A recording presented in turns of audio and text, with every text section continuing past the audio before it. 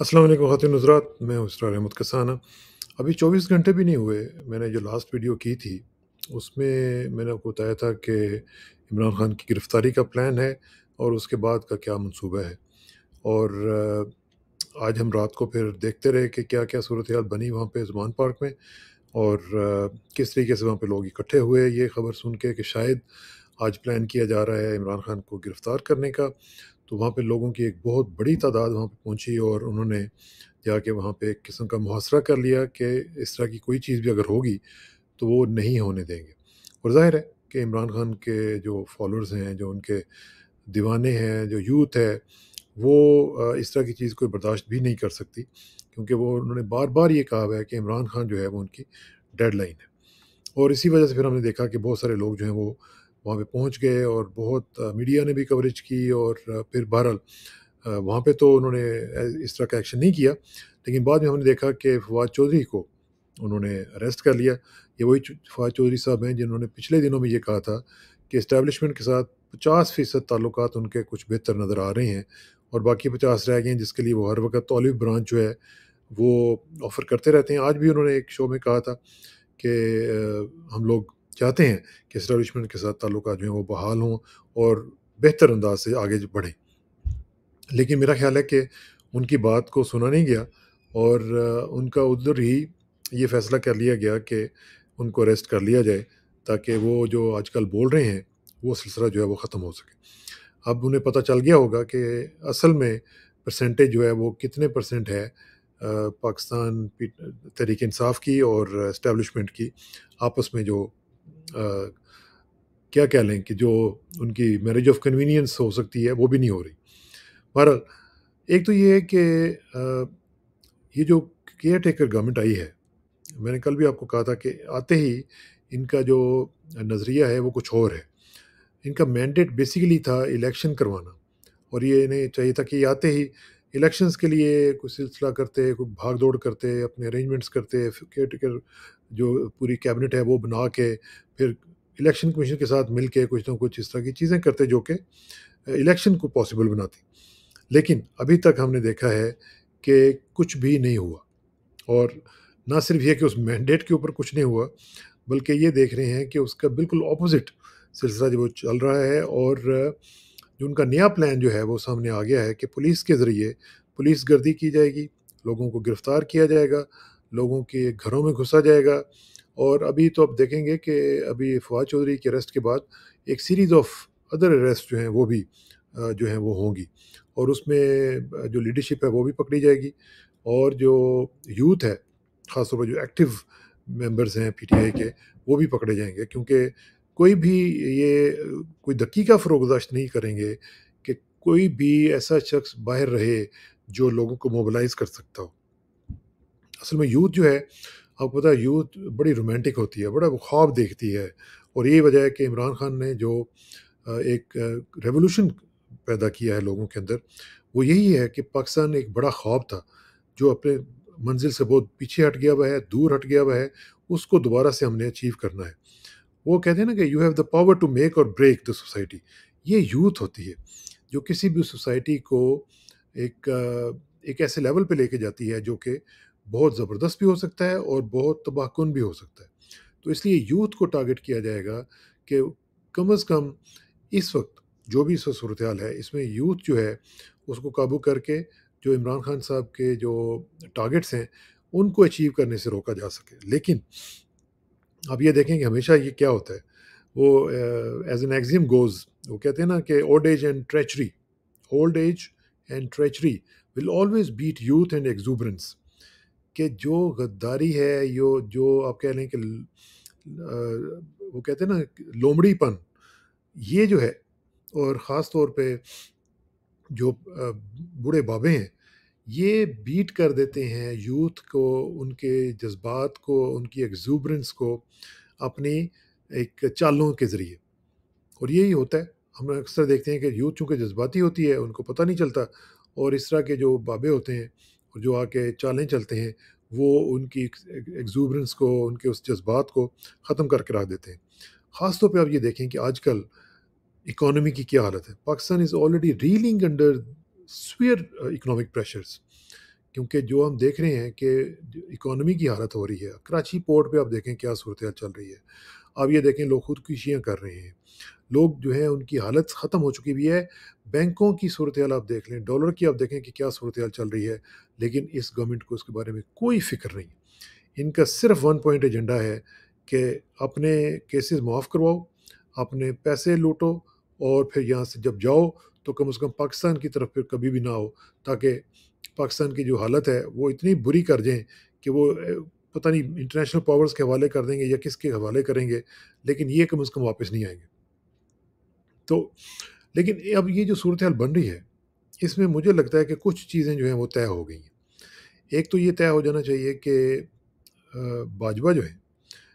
وہ ابھی تک وہاں پہ موجود ہے، ہی از اسٹل اراؤنڈ، کوئی چینج نہیں آئی ہے، اور نئے چیف کے آنے کے بعد بھی اب ہم یہ کہہ سکتے ہیں 2 مہینے تقریباً گزرنے کے بعد کہ کوئی چینج نہ ابھی تک آئی ہے اور نہ ہی نظر آ رہی ہے۔ اس کی وجہ میں کیوں ایسا کہہ رہا ہوں، اس کی وجہ یہ ہے کہ آپ نے یہ دیکھ لیا ہوگا کہ جس طریقے سے خانہ کعبہ میں یعنی ان کے پورے گھر کے وفد کے ساتھ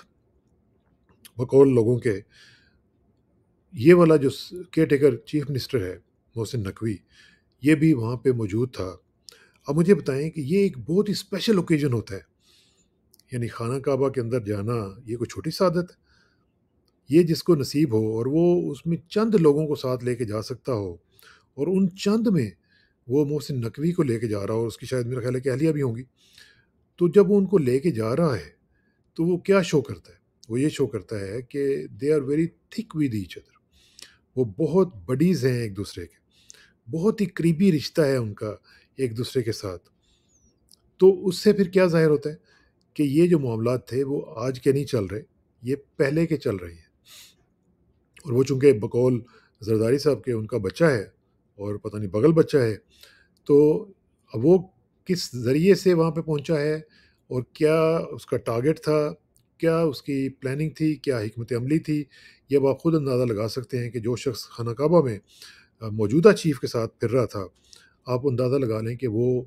کیا سے کیا نہیں کر سکتا ہوگا اب، اور اس کے کیا ٹارگٹس ہوں گے اور اس کو کیا ٹارگٹس دیے گئے ہوں گے۔ اور یہ جو آتے ہی انہوں نے یہ کہنا شروع کر دیا کہ میں پروٹوکول نہیں لوں گا اور دوپہر کا کھانا نہیں چلے گا، صرف چائے اور پانی وغیرہ چلے گا، بسکٹ وغیرہ چلیں گے۔ تو اس طرح کی گیمکری جو میں نے کل بھی کہا تھا کہ نہ کریں، کیونکہ ہمیں اس طرح کی گیمکری نہیں چاہیے، ہمیں وہ چاہیے جو کہ آئین کہتا ہے کہ ہمارا جو آئین کے مطابق جو مینڈیٹ ہے آپ کا، الیکشن کروائیں، اور 3 مہینے کے اندر اندر الیکشن کروا کے آپ واپس جائیں اپنے جہاں سے بھی آپ آئے ہوئے ہیں، یہ ہے آپ کا مینڈیٹ، لیکن آپ یہ نہیں کریں گے۔ سیکنڈلی میں سمجھتا ہوں کہ ایک چیز جو ہے وہ اب ایک اور طے ہو گئی، جو کہ عمران خان صاحب نے اس دن کہا تھا کہ کاٹا واقعی لگا دیا گیا ہے۔ اب وہ جو کاٹا ہے، یہ چونکہ کاٹا لگانے والے اکثر لگاتے رہتے ہیں اور یہ نہیں سوچتے کہ ملک کا کیا بنے گا، نہ انہوں نے آج تک سوچا ہے نہ وہ سوچیں گے، کیونکہ ان کی سٹیکس بہت ہائی ہیں، ان کی سٹیکس ہیں پرسنل سٹیکس، اس میں وہ مختلف چیزیں ان کی چلتی ہیں، پلاٹس چلتے ہیں، ان کے بینک بیلنسز چلتے ہیں، ان کے بڑے بڑے کھانچے ہیں جو کہ چلتے ہیں۔ اب وہ الگ بات ہے کہ اس کاٹا لگانے کے دوران اگر ان کا اپنا بو کاٹا ہو جاتا ہے تو وہ الگ سے بات ہے، اور وہ کریں گے کون؟ وہ پاکستانی عوام کریں گے، وہ پاکستانی نوجوان کریں گے، کیونکہ بو کاٹا جو ہے وہ ویسے نہیں ہوگا۔ اور اب یہ جو صورتحال بنا رہے ہیں، اس کے بعد مجھے لگتا ہے کہ یہ بو کاٹا بھی پاسبل ہے، اگر پاکستانی عوام کھڑی ہو جائے اور پاکستانی عوام یہ کہہ دے کہ یہ ہمارا حق ہے، ہم نے نہیں جانے دینا۔ اچھا، ایک اور چیز جو ہے جو طے ہو گئی وہ یہ ہے کہ یہ جو کیئر ٹیکر سیٹ اپ آیا ہے یا مزید آئے گا، وہ ان کا جو مینڈیٹ ہے وہ الیکشن کرانا نہیں ہے۔ وہ کیئر ٹیکرز جو ہیں جو آپ کو نظر آ رہے ہیں، یہ الیکشن کرانے نہیں آئے، ان کا ون پوائنٹ ایجنڈا ہے کہ عمران کو کیسے فکس کیا جائے۔ وہ جتنی جلدی ہو سکے گا وہ کوشش کریں گے کہ اس کو فکس کیا جائے، کسی بھی طریقے سے اس کو رستے سے ہٹایا جائے، اس کی جو پاپولیرٹی ہے وہ کم کی جائے، اس کے مقابلے میں مختلف لوگوں کو کھڑا کیا جائے، مختلف جو پولیٹیکل انجینئرنگ ہے وہ کر کے مختلف صوبوں کے اندر مختلف اپنی اپنی پسند کے لوگوں کو، جیسے کہ آپ دیکھ رہے ہیں باب پارٹی ادھر ساؤتھ پنجاب، ادھر MQM، اور ادھر KPK میں بھی آپ دیکھیں گے وہاں پہ بھی ان کو ڈینٹ ڈالنے کی کوشش کی جائے گی۔ تو یہ سب کچھ ہوگا۔ ایک اور چیز جو مجھے نظر آ رہی ہے وہ یہ ہے کہ یہ جو آپ کے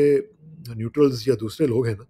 یہ آن دیئر اون اس طرح کے کام نہیں کرتے۔ مجھے اس کے اندر ایک انٹرنیشنل کنیکشن جو ہے بہت واضح نظر آ رہا ہے، اور مجھے لگتا ہے کہ ان کو انٹرنیشنل کنیکشن جو ہے اس نے آشیرواد دے دی ہے کہ آپ جو بھی چاہیں آپ کریں، لیکن عمران کو کسی طریقے سے اپنے راستے سے ہٹانا ہے۔ اب سے ساری صورتحال میں آخر میں جو سوال بنتا ہے وہ یہ ہے کہ عمران خان کی اسٹریٹجی اب کیا ہوگی اور کیا ہونی چاہیے؟ کیا وہ اسی اسٹریٹجی کو کنٹینیو کریں گے جو کہ ابھی تک وہ لے کے چل رہے ہیں، یا اس میں چینج لائیں گے؟ کیونکہ ایکسٹراآرڈنری سچویشن جب ہوتی ہے تو وہ ایکسٹراآرڈنری اسٹیپس کی ڈیمانڈ کرتی ہے، اور اب یہ سچویشن جو ہے یہ ایکسٹراآرڈنری ہوتی جا رہی ہے، کیونکہ اب انہوں نے اسمبلیاں ڈیزالو ہونے کے بعد یہ طے کر لیا ہے کہ اب عمران کو نہیں آنے دینا، عمران کو کسی بھی طریقے سے پکڑنا ہے، اور اس کو جس طریقے سے بھی ہو سکتا ہے کٹ ٹو سائز کرنا ہے بقول ان کے، اور اس کو وہ بتانا ہے کہ اس کی اوقات کیا ہے۔ یہ اکثر میں نے بات ان کے منہ سے سنی ہے، جو کہ یہ کہتے ہیں کہ اس کی اوقات ہم یاد دلا دیں گے اس کو۔ تو یہ دیکھیں گے کہ کون یاد دلاتا ہے، لیکن بہرحال صورتحال یہ ہے کہ سچویشن جو ہے وہ بہت سیریس ہو گئی بھی ہے۔ لاسٹلی میں صرف ایک بات کہوں گا کہ سپریم کورٹ جو ہے وہ ایک ہمارا بڑا سپریم کورٹ ہے نا، وہ اگر الگ بات ہے کہ پاکستان کی دنیا میں جگ ہنسائی ہو یا ہمارا نمبر 130 ہو، وہ الگ بات ہے، لیکن سپریم کورٹ جو ہے وہ ایک بہت زبردست کام کر رہا ہے، اپنی خاموشی دکھا کے، اپنا انڈیفرنس دکھا کے، اپنی ایک ایسی پالیسی دکھا کے جس میں وہ یہ بتا رہے ہیں کہ ہمارا اس سے کوئی تعلق نہیں ہے، پاکستان کدھر بھی جائے، پاکستان جدھر بھی جائے، پاکستان کی عوام جو بھی کہے، ہمارا اس سے کوئی تعلق نہیں ہے۔ تو اس لیے میں چاہتا ہوں کہ ان کو بھی ذرا آخر میں آپ شاباش دیں کہ ان کو جو اتنے اتنے بڑے لاؤ لشکر پروٹوکول کے، اور ان کے اتنے بڑے بڑے کھانچے، اور اتنے بڑے بڑے جناب ان کے گھر، اور بڑے، آپ نے کبھی دیکھا جا کے ان کے گھروں کی حالت، آپ کبھی ان کے نوکروں کو دیکھیں، آپ ان کے کبھی حالات دیکھیں کیا ان کا سٹائل آف لیونگ ہے، تو پھر آپ کو پتہ چلے گا کہ ایسے ہی ہم 130 پہ نہیں پہنچے ہوئے۔